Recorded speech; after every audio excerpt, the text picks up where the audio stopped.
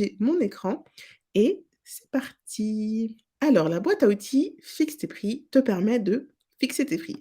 Mais derrière cette fixation de prix, il y a plein d'autres choses qui se jouent et c'est ce qu'on va travailler dans cet outil.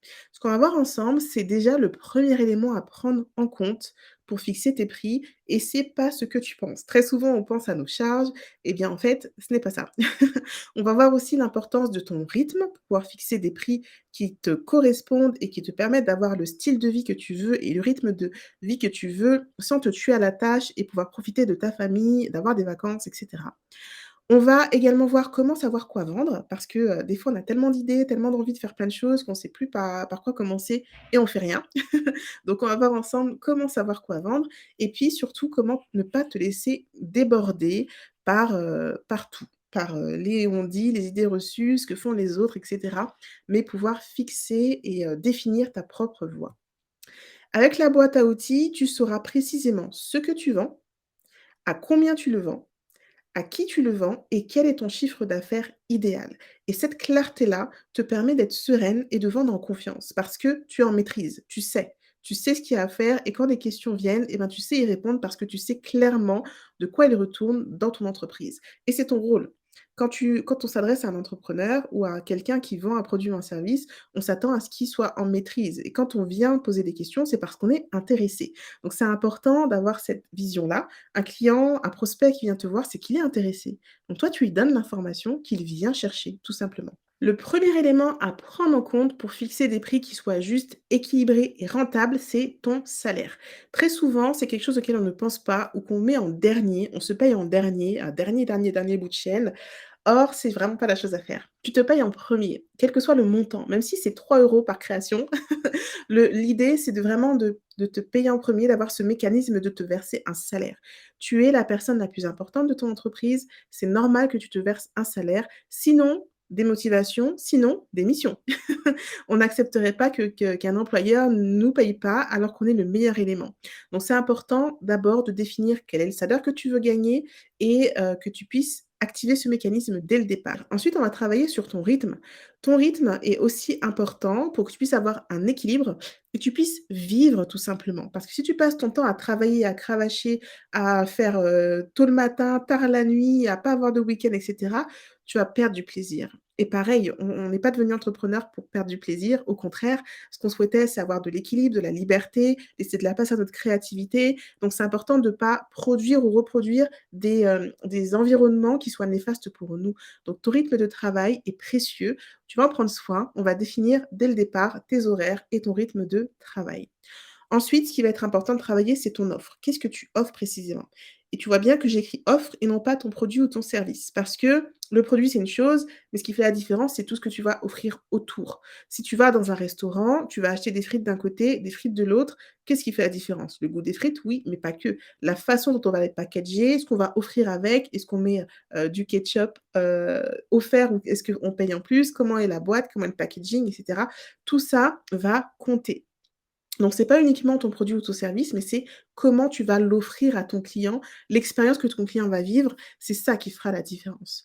Et puis la dernière chose, mais pas des moindres, c'est le prix de vente. Parce que le prix, non seulement il va renvoyer un message à ton client pour dire: «Voilà, je suis tel genre de prix, donc c'est, tel genre de produit. Est-ce que c'est du moyenne gamme, haut de gamme, bas de gamme?» Le prix renvoie un message, mais aussi et surtout derrière tes prix, il y a tout un mécanisme. Derrière les prix, c'est pas uniquement, la valeur que tu donnes monétairement à ton produit, c'est aussi la valeur perçue par ton client, mais c'est aussi et surtout toutes les charges que tu vas assumer derrière, dont ton salaire. Ton salaire fait partie des charges au même titre que le loyer, au même titre que les abonnements, au même titre que, les différentes charges que tu pourrais payer pour produire ton produit ou ton service.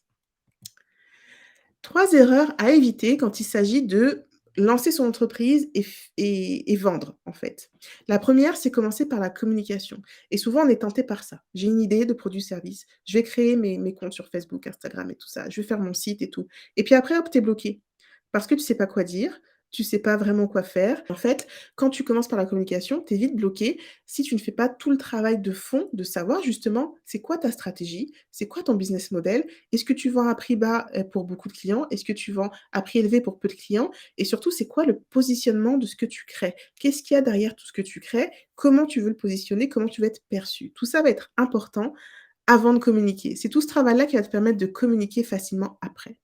La deuxième erreur à éviter, c'est de fixer des prix trop bas justement, parce que le risque, c'est d'être démotivé, parce que tu rentres pas dans tes frais, parce que finalement tu vois que tu vends, tu es contente de vendre, sauf que, heu, l'argent disparaît très vite parce que tu as les charges, tu as tout ça qui est absorbé et finalement oui, tu vends, mais tu gagnes pas ta vie en fait. Et puis la troisième erreur, c'est travailler sans compter ton temps, et plus que sans compter ton temps, c'est même travailler sans avoir l'équilibre. Parce que là, tu seras vite fatigué. Tu seras vite fatigué si tu as pas le temps pour toi, tu as pas le temps pour faire les choses que tu aimes, tu as pas le temps pour être avec les personnes que tu aimes. Là, tu risques d'aller vers, voilà, vers le burn-out ou, vers la démotivation et c'est pas ce qu'on veut, c'est pas ce qu'on souhaite quand on est entrepreneur, n'est-ce pas? Alors, dans la boîte à outils, on va travailler tout ça. On va travailler ton rythme, comment tu travailles sur la semaine, sur la journée et ça va définir ton rythme, mensuel et cetera. Donc c'est important de se caler sur quand est-ce que je prends des vacances, quand est-ce que je lève le pied, quand est-ce que je prends du temps pour moi. Est-ce que, le lundi, je travaille toute la journée ou en demi-journée et cetera et cetera. On va définir ton salaire et là, pareil, il ne s'agit pas juste de dire: «Oh, j'aimerais gagner, 2 000 € parce que quand j'étais salarié, je gagnais 2 000 €». Non, c'est de dire: «Quel salaire je veux gagner par rapport à, ma réalité, par rapport à mes charges et par rapport à mes projets de vie».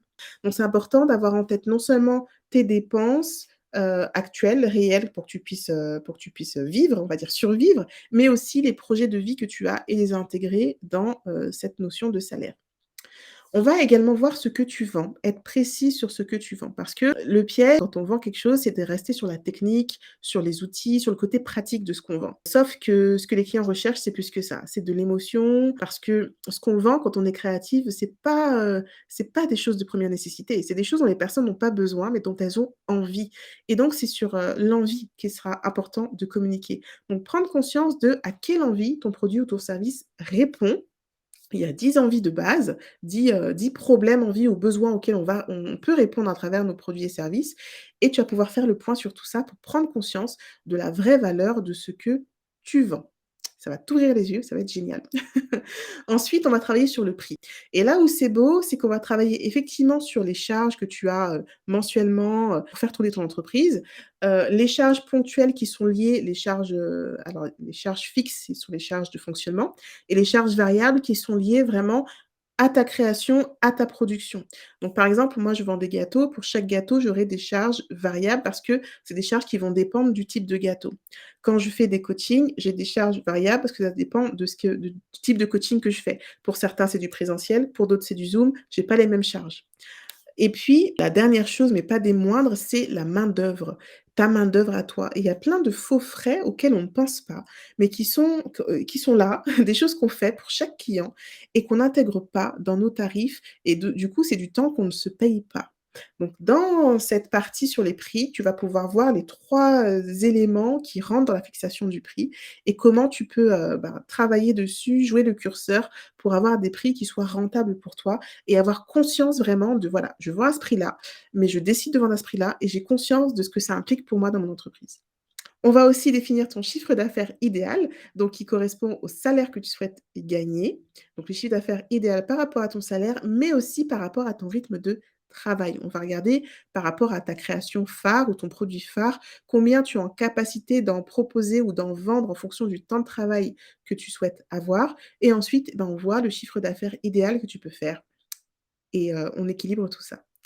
Et puis enfin, il y aura une checklist pour voir si tu es, à jour, si tu es OK sur tous les points, si tu as pu, travailler, réfléchir et décider sur chacun des aspects de la boîte à outils. En bonus, on va travailler sur 3 choses fondamentales qui vont te permettre d'avoir l'équilibre dans ton business et de vraiment prendre ta place de chef d'entreprise. Parce que surtout quand on est en reconversion, c'est pas facile de changer de casquette, de changer de cap, de changer de vision, de passer, de salarié qui exécute, qui fait ce qu'on lui dit dans un cadre qu'on lui impose, à c'est moi qui crée le cadre, c'est moi qui décide de ce que je fais, c'est moi qui mets les limites. Donc la première chose, c'est la vision. Ta vision, c'est où tu veux aller, qu'est-ce que tu veux faire? Qu'est-ce que tu veux accomplir? On n'est pas sur des objectifs chiffrés. On est vraiment sur qu'est-ce que je veux vivre avec mon entreprise, où je veux amener mon entreprise, où je veux aller. Et on est dans de la projection, dans de l'imagination, mais de l'imagination réelle. Dans voilà ce que j'imagine pour l'entreprise et je vais y aller. Donc on va travailler sur ta vision, sur laisser aller, voilà, ce que tu souhaites, ton rêve absolu pour ton entreprise et puis on va la matérialiser avec un vision board pour que ça devienne réel, que ce soit sous tes yeux et quand tu es démotivé, que ta vision soit là, tu dis: «Non, non, c'est pour ça que j'y vais». Ensuite, on va travailler la stratégie client parce que là, pareil, souvent on a des prix, on a tout ça, on a nos produits, mais on ne sait pas comment parler aux clients, on n'est pas des vendeuses, on ne sait pas faire tout ça. OK, mais il y a des éléments qui sont très simples, qui sont totalement accessibles, quel que soit ton background, quelle que soit ta formation et qui te permettent de vendre et d'attirer des clients vraiment de façon simple, fluide, facile. Et puis enfin, le dernier mais pas des moindres, c'est tes limites. Parce que la tentation est grande de dire oui à tout et à tout le monde parce que, bah, ça fait du chiffre d'affaires, on ça fait mal de dire non à des clients et cetera. Pour autant, parfois, le non est beaucoup mieux qu'un oui, parce que le non te laisse de l'espace à des oui qui te conviendront vraiment et parce que les non permettent aussi d'éduquer le client et c'est important. Donc fixer tes limites, ça va être vraiment précieux pour toi, pour pas, que demain un client vienne te demander quelque chose que tu fais pas, mais tu oses pas dire non et tu vas aller courir à droite à gauche pour, trouver des matières premières ou je ne sais quoi et finalement, ça va te coûter du temps, de l'énergie et tu vas pas forcément rentrer dans tes frais. Ça ne sert absolument à rien. Donc on fixe nos limites. Notre entreprise, c'est à nous, c'est notre terrain. On délimite jusqu'où on va, jusqu'où on ne va pas. On choisit si on dit oui ou si on dit non et dans tous les cas, on le fait en conscience, en sachant très bien ce que ça implique pour nous. Donc voilà les 3 modules bonus et qui sont, hyper précieux. Je suis très contente de les partager avec toi dans cette boîte à outils. Alors, qu'est-ce qu'on a vu ensemble? Ce qu'on a vu ensemble, c'est les différents éléments de la boîte à outils sur lesquels tu vas pouvoir commencer à travailler dès maintenant. Première chose, définir ton salaire avant tout. Combien est-ce que tu souhaites gagner? On travaille. Tu peux déjà avoir une idée, mais on va aller plus en profondeur sur ton idée, et lui donner, du corps, on va dire. Choisir tes horaires pour garder l'équilibre, ça va être très, très précieux. L'entrepreneuriat, c'est un travail, sur du long terme et donc ce long terme, bah, il a besoin d'équilibre. Donc choisir tes horaires pour avoir des horaires équilibrés, ça va être hyper important. On va aussi déterminer ton offre phare parce que ça va être important aussi de te focaliser sur une offre. Ça ne veut pas dire que tu as une seule chose à proposer, mais c'est important qu'on te connaisse et te reconnaisse pour une seule chose et que tu focuses, ben, tes prévisions de chiffre d'affaires sur ce seul produit pour te faciliter la vie et de voir comment tu peux, comment tu peux jouer avec. Tu verras, je t'explique, tout ça dans les vidéos suivantes. Et puis, l'importance aussi d'être au clair sur ta vision et sur tes limites. Ça va vraiment être les deux temps forts qui vont te permettre de prendre ta place pleinement de chef d'entreprise.